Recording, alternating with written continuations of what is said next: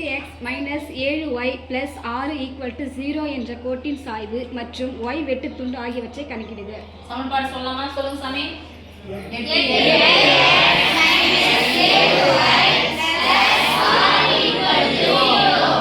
என்ற நேர்கோட்டின் கோட்டின் சாய்வு மற்றும் y வெட்டு துண்டு. சாய்வுன்னு கேட்டா என்ன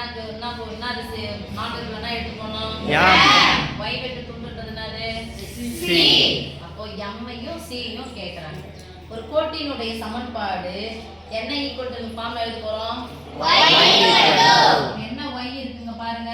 -7y. -7y சமக்குறிக்கு ஒரு பக்கமா எடுத்து போனா என்ன வந்துரும்? சமக்குறியினுடைய ஒரு பக்கம் லெஃப்ட் சைடு எதுனாலும் ஒண்ணு ரைட் சைடு எதுனாலும். சரியா சாமி? அப்போ 0 கூட எதை கூட்டினாலும் அதே சமக்குறியினுடைய ஒரு பக்கம். இந்த பக்கம் வச்சிக்கினாலும் ஓகே, இந்த பக்கம் வச்சினாலும் இந்த பக்கமே வச்சுக்கிறேன். மீதி என்ன இருக்குன்னு பாருங்க. 8x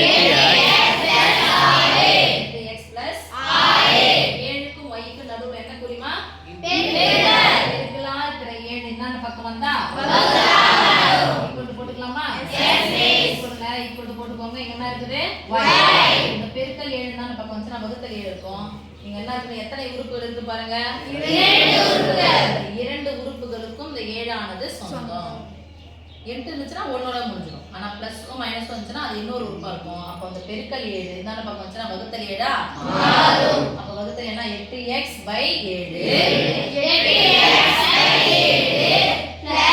6 / 7 அப்பதான் சாமி. 8x / 7 + 6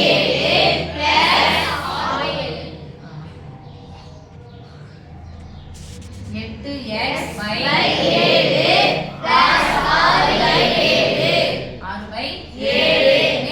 சமன்பாடு என்ன சாயம்? y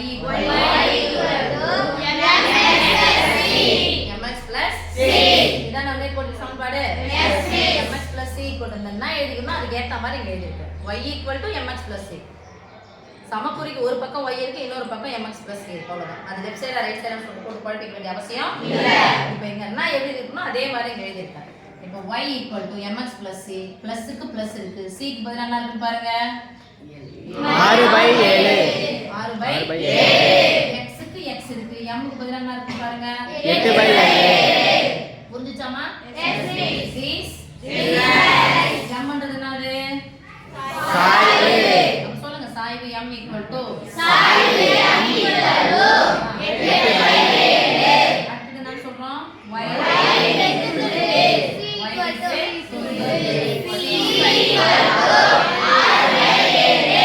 முக்கியம். குறிகள் கரெக்டா இருக்கான்னு பாக்கணும். ஓகே சாமி? கிடைச்சிச்சா?